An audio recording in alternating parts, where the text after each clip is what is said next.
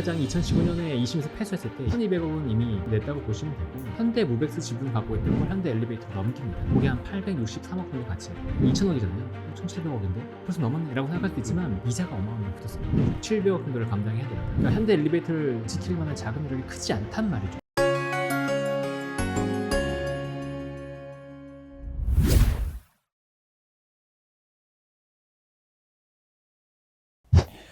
어쨌든 이제 신들러까지 이제 매각했다. KCC가 이제 현대그룹의 왕자를 현시에서 정시로 옮기기 위한 이제 경영권분쟁을 걸었다가 이 공시 하나 못 해가지고 이렇게 공시가 중요합니다, 여러분. 공시를 못해서 이렇게 결국 경영권분쟁이 일단락됐는데 다시 한번 또 현대그룹의 공격이 이어진다고 또 말씀을 주셨는데 그렇죠. 예. 이게 2006년에 보면 육남인 정몽준 회장이 또 공격을 합니다. 네.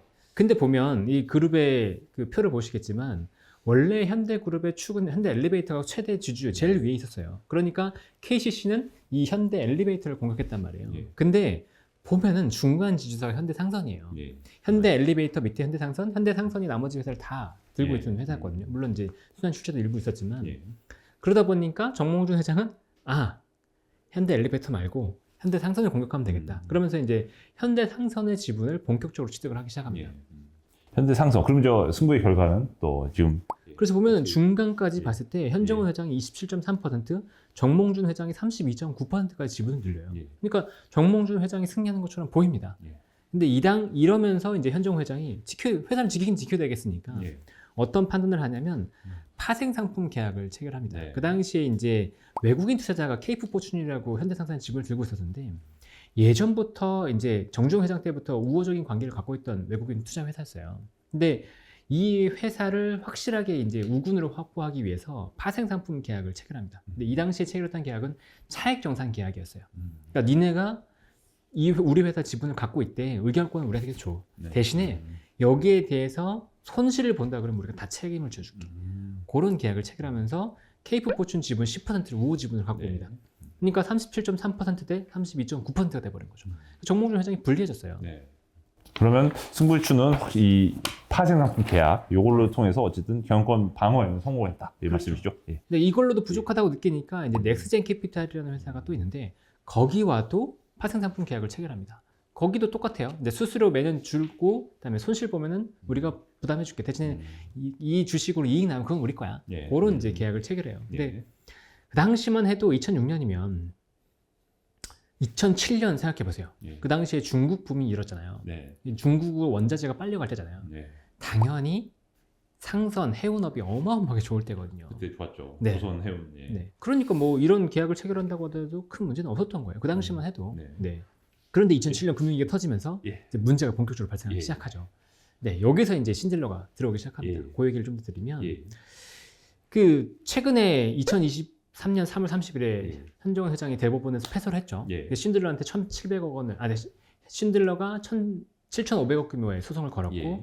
1,700억을 배상하라고 판결이 났어요. 예. 근데 이게 어떤 소송인지를 이제 차분히 얘기해 드릴 텐데 예. 그 전에 쉰들러를 먼저 말씀을 드리면 쉰들러는 세계 2위의 엘리베이터 회사입니다. 예. 오티스가 세계 최초로 엘리베이터를 개발했고 이 회사는 이제 그 회사에 이은 두 번째 회사로서 이제 점유율을 갖고 있는 회사라고 네. 보시면 되고 2022년 기준 매출액이 16.5조 원으로 예. 현대 엘리베이터의 한 8배 정도 됩니다. 음. 근데 그 쉰들러가 여러 차례에 걸쳐서 한국에 진출하려고 했어요.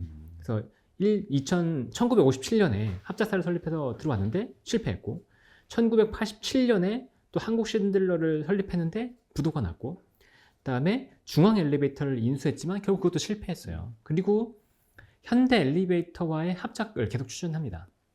첫 번째로 이제 1999년에 현대그룹이 이제 좀 위태로울 때잖아요. 예. 그 당시에 이제 LOI 체결을 하면서 이제 들어오려고 했었는데 현대그룹 측에서 현대 정몽원 회장이 2000년에 검토를 하더니 그냥 안 할래 이렇게 됐어요. 예. 그 당시 보면 이제 왕좌의 난이 났을 때 예. 그때였죠. 그때 예. 이제 쉰들러의 그 자금을 통해서 우군을 확보하려고 했는데 그거를 이제 게임이 끝나다 보니까 아마 정몽원 회장이 무산시켰던 것 같고 다음에 2004년에도 보면 현대 엘리베이터와 LOI를 체결합니다. 네. 그러니까 투자 의향서를 체결하는 거죠. 네.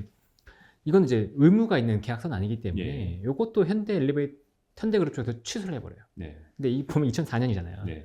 2003년에 KCC가 공격했고 KCC가 졌잖아요. 예. 네. 그 당시에 보면 이제 2004년만 하더라도 KCC한테 넘어갈 수도 있으니까 우군을 확보하려는 차원에서 신들러 들어오려고 했다가 예. 외세를 끌어들이려고 했다가 이 싸움에서 이길 것 같으니까 안 내 필요 없어 이렇게 되는 거죠. 그렇군요. 네. 신들러 입장에 약간 괘씸할 거예요. 예. 네. 어떻게 보면 이제 한국 시장이 제가 알기로 엘리베이터가 이제 중국, 인도에 이은 3위권 시장이라고 하더라고요. 대한민국이 괜히 아파트 공화국이 아니란 말이 나오는 것처럼 엘리베이터 꽤 큰 시장입니다. 신들러가 왜 한국 시장에 관심을 갖는지 정도는 일단 배경 지식을 아시면 좋을 것 같은데, 자 그러면 신들러 이렇게 LG 엘리베이터는 사실 오티스가 예전에 손을 잡았었고, 그래서 현대 엘리베이터는 신들러랑 자꾸 필요할 때마다 신들러로 이제 도움을 요청하는데 좀 삐졌겠죠. 자 저라도 좀 섭섭했을 것 같습니다. 신들러라면. 그래서 어떻게 보면 시숙부 KCC와의 분쟁 관련해서 또 신들러의 역할에 대해서 한번 말씀. 네. 이렇게 계속해서 이제 현대그룹 쪽에서 뭐 안 해주니까 화가 나죠. 근데 보면 이제 KCC가 손을 뗐다고 말씀드렸잖아요. 2006년 5월에 이제 KCC가 신들러의 지분을 매각하는데 웃기잖아요. 원래 우군을 현대그룹에서 우군이라고 생각했었는데 KCC가 너네 계속 현대그룹에 하는데 뭐 열받치니까 우리가 지분 줄게 이렇게 된 것 같아 느낌에는. 예. 그래서 신들러가 지분 25.5%를 확보하면서 이제 들어오는데 그 당시에는 우리는 현대그룹의 우호적이야. 너네 우호 지분이니까 경영 열심히 해. 이렇게 이제 발표를 합니다. 그래서 현대그룹에서도 그래 너네 믿을게 뭐 이러면서 이제 넘어가는데 이게 2010년부터 삐걱거리기 시작해요. 이게 현대중공업과 아까 말씀드렸던 것처럼 경영권 분쟁이 있으니까 무리하게 파생상품 계약을 했잖아요. 근데 이게 사실 2008년, 2009년까지만 해도 문제가 없었거든요. 예. 2016년에 주가 많이 올랐으니까. 그렇죠. 근데 2008년, 9년부터 해서 이거 아닌데? 이거 손실이 계속 난데? 이렇게 느껴지는 거죠. 이제 그 상태에서 현대 엘리베이터가 현대 건설의 인수를 추진합니다. 예. 채권단에 넘어가 있던 이제 현대 건설이 다시 이제 시장으로 나오게 되는데 현대 그룹에서는 얼마나 사고 싶겠어요. 오늘날 현대그룹이 있게 해준 어떻게 보면 이제 그렇죠. 핵심 회사였죠. 네. 현대건설로. 정통성을 예. 이어받을 수 있는 가장 큰 이제 계기가 되기 때문에 당시는 뭐 현대상선이 돈이 있어서 이 회사를 인수하려고 했어요. 근데 신들러가 반대하고 나섭니다. 안 돼. 이거 인수하면 안 돼. 우리가 니네 이제 순환 출자부터 해소해. 네. 그 당시에 이제 순환 출자를 통해서 무리하게 이제 경영을 유지하고 있었기 때문에 순환 출자 해소해. 대신에 현대 엘리베이터를 분사해서 지분 49% 우리가 경영권도 가지지 않을게. 49%만 우리한테 주면 우리가 이 관련해서 6,500억을 지원해줄게. 이렇게 발표합니다. 근데 현대그룹이 거절해요. 네. 네. 그리고 현대건설 인수를 추진하죠. 그리고 실제로 우선 협상자로 선정이 되기도 해요. 근데 현대자동차 쪽에서 굉장히 많이 딴지를 겁니다. 예. 그리고 당시 보면 현대증권 쪽에서 그 당시 현대증권도 이제 계열사였는데 현대증권 쪽에서 노사가 반대를 해요. 이거 안 돼. 이거 이렇게 하면 우리 돈 다 빼먹고 또 회사 망가질 거잖아. 네. 그러면서 현대건설 이제 반대해요. 그거를 현대자동차 쪽에서 이용해서 저기도 반대하잖아. 그러니까 안 돼. 그래서 우리가 가져와야 돼. 그래서 결국은 현대자동차가 가져가요. 그래서 지금 이제 현대 적장자가 현대자동차 그룹처럼 된 거죠. 그렇죠. 현대건설을 현대자동차가 이제 가져왔습니다. 그렇죠. 네. 근데 어쨌든 이 관계부터 삐걱거리기 시작했고 쉰들러는 이때부터 이제 이 파생상품 손실에 문제가 있어라고 이제 문제를 계속 제기하기 시작합니다. 그게 이제 시작되고 네. 현대 상선의 주가를 보면 2017년 34만 원까지 갔던 게 2010년에 16만 원까지 하락하면서 본격적으로 이제 손실이 발생하기 네. 시작하는 거죠. 네. 거의 이제 반토막 났군요. 이제 이 34만에서 16만 원 정도니까. 예. 그러면 이제 이 현대건설 인수전 과정에서 어떻게 보면 되게 힘을 많이 빼서 그런 것 같은데. 근데 현대건설 인수를 예. 실패했기 때문에 사실은 이제 힘을 빼지는 않았을 예. 거예요. 네. 그거는 아닐 텐데. 네. 근데 이제 인수했던 배경을 생각해 보면 잠깐 이제 표를 보시면 이 옛날 표인데 예. 현대그룹이 그 당시만 하더라도 2010년에 21위 정도의 재계그룹이었고 예. 현대건설이 23위였어요. 이 두 개 합쳐지면 사실 그 재계 수율이 확 높아지는 거죠. 네네. 그러니까 욕심을 당연히 냈던 건데 이 현대건설을 인수하려고 했던 게 하나가 더 있어요. 이유가 현대건설이 현대상선 지분 8.3%를 가지고 있었단 말이에요. 그러니까 이걸 뺏기면 그 현대중공업 그룹이 32.7% 갖고 있었잖아요. 예. 8% 더하면 40%가 넘잖아요. 그러네요. 그러니까 현대자동차가 가져갔다고 하더라도 범현대가에서 또 치고 들어올 수 있는 거예요. 그러니까 이 회사는 뭘 하겠어요? 당연히 무리해서 또 파생상품 계약을 체결하는 거예요. 아까 그 케이프 포춘 있었고 그다음에 넥스젠 캐피탈 있었는데 네. 여기 또 증권사들을 또 끌어들여요. 8곳이랑 계약 수만 하더라도 셀 수 없을 정도로 많은 계약서를 체결합니다. 예. 그래서 이게 2013년에 어떻게 됐냐면 2013년에 공시에 나온 손실만 4천억이 넘어요. 4,300억. 네, 파생 상품으로 확정된 손실만 예. 4,300억이 넘어요. 근데 그 이후에 주가는 또 박살이 나거든요. 예. 2013년에 주가가 6, 7만 원대를 기록하다가 2010년에 만 원대까지 네. 현대상선 주가가 하락했기 때문에 뭐 그걸 보면은 파생 상품 손실이 이제 눈덩이처럼 불어날 수밖에 없을 거고 그래서 처음에 이제 쉰들러 같은 경우는 7,100억대 소송을 진행을 예, 했었고 예. 이게 또 진행되면서 7,500억까지 늘어나게 돼요. 와, 그럼 이제 어쨌든 금액이 너무 크다는 말이죠. 일단 쉰들러도 이 손해를 많이 봤으니까 7,500억 정도로 그렇죠. 규모로 이제 금액을 신고를 했는데 최종 판결은 어쨌든 1,700억 배상으로 끝났단 말이죠. 그리고 또 어떻게 보면 최대한 좀 싸게 막은 거 아니냐 이 생각도 드는데요. 네. 싸게 막았다. 뭐 그래도 잠깐 이제 얘기를 드리면 예.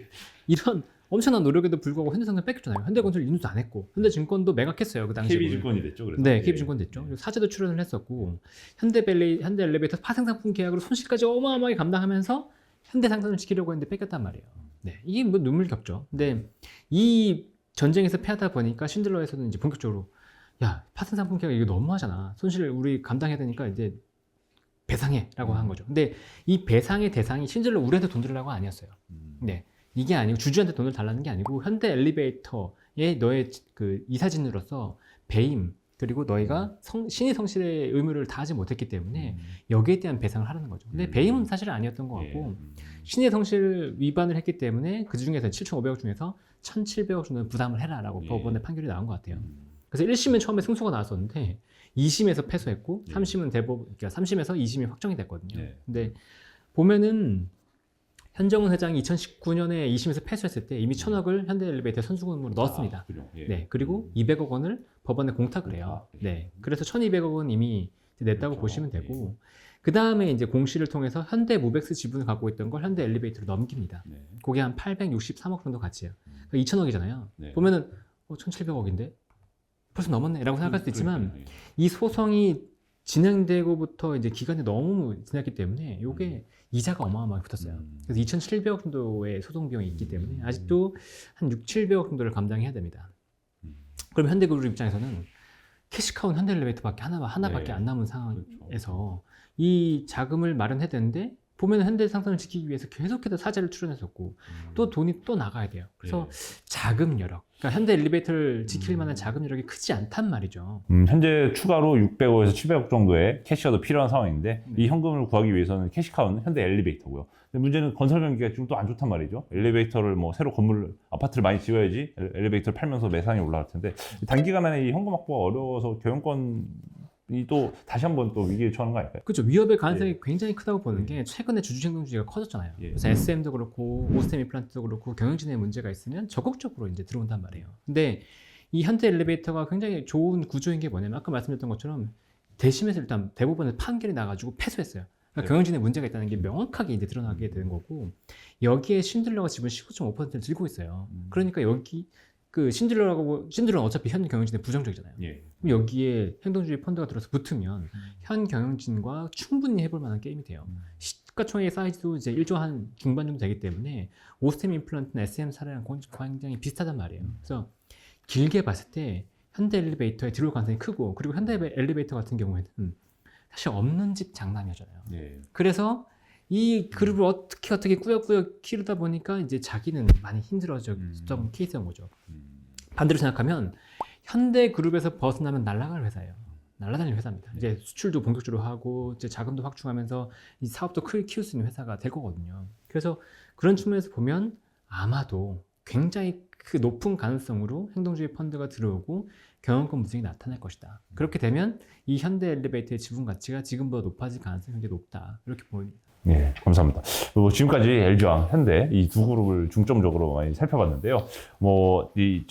시간이 또 제한되어 있는데, 너 되게 어떻게 보면 이제 재벌집 막내 아들처럼 되게 재밌는 옛날 비하 많이 요약해서 설명을 잘 해주신 것 같습니다. 네. 예, 이제 전자공시생으로도 계속 또 네이버 블로그를 통해서 활동을 해주고 계신데, 저희 개인 투자분들께 요즘 올해 시장과 요즘 사실 어떻게 보면 배터리 없으면 주식도 아니다. 이런 얘기까지 나올 정도인데, 요즘 분위기 어떻게 보고 계신지 개인분들에게 좀 하시고 싶은 말씀 없는지 말씀입니다.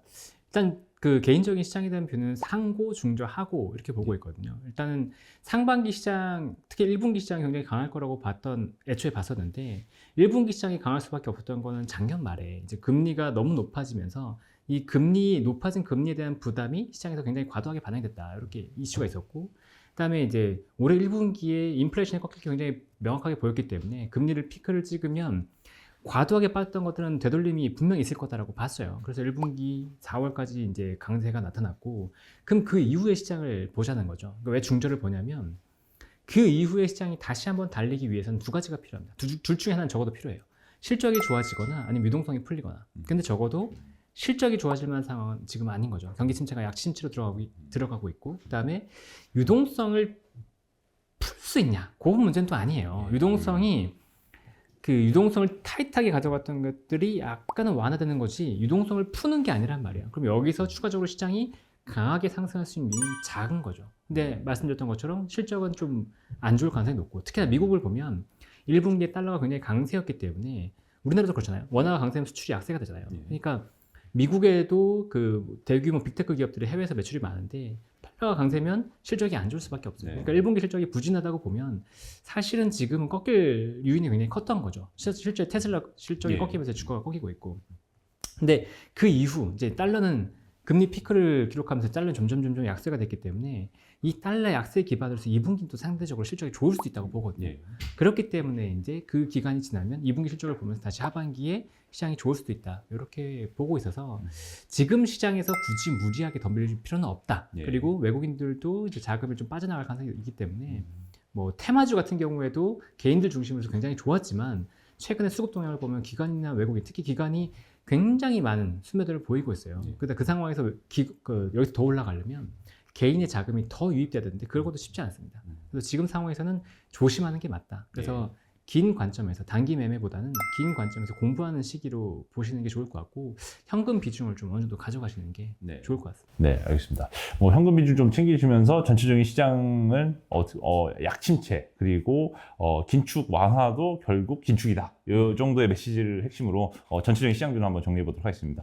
다음에도 범성 공장님 또 네이버 전자공시된 다른 또 기업들 얘기 그리고 시장에 대한 뷰 들어보는 시간 또 갖도록 하겠습니다. 네, 다음 시간에 또 자이언트 TV에서 또 인사드리도록 하겠습니다. 감사합니다. 네, 감사합니다.